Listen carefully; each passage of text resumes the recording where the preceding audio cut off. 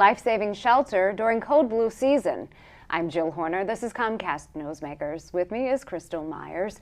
She is a program consultant for advocates for homeless and those in need. Thanks for being with us. Great to see you. Thank you. Thanks for having me. First of all, let's define Code Blue season. How do you define that? Code Blue season is defined when the temperatures outside, including wind chill, are 26 degrees or lower. And you run your Code Blue season December 1st through April 1st. Let's talk a little bit about what happens during that season. You provide emergency shelter. This is life-saving. Correct. So during that time frame, we are in need of a bunch of volunteers that can help us out. We're always looking for new volunteers.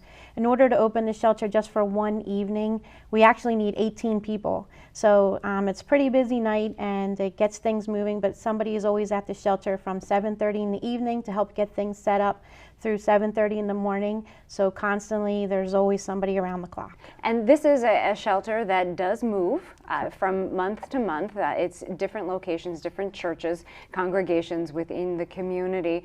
In addition to providing overnight accommodations, you're actually providing transportation to the locations. Correct. So HTN, we have 6 bus stops that are designated. All of the information is on our website, so if anyone should need to come into our shelter, the information is there.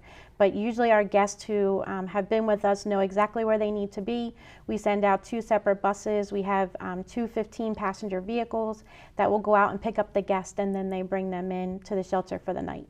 In addition to providing shelter, you are also providing, which is life-saving during the cold weather, you're providing meals, but you're also providing information to the guests that come in?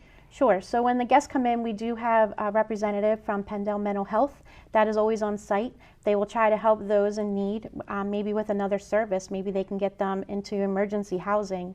Maybe somebody just needs some additional services such as mental health help or something of those sorts. So we do have those services available as well. You also mentioned volunteers. Last season, you were open 62 nights during Code Blue season. 18 volunteers were needed on each of those nights to do varying tasks.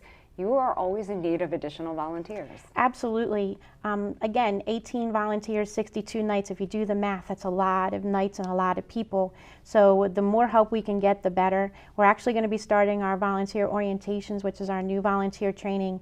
October 22nd is our first one, and then we go all throughout our season. If people are interested, they can reach out for more information. But in addition to your Code Blue season, which runs December 1st through April 1st, you have another program that runs throughout the year. It's called Wheels to Meals. What is that program? So Wheels to Meals is a program where we bus those in need of something to eat to one of 39 local houses of worships. So what that means is each night of the month, a different church in the Lower Bucks area provides a meal.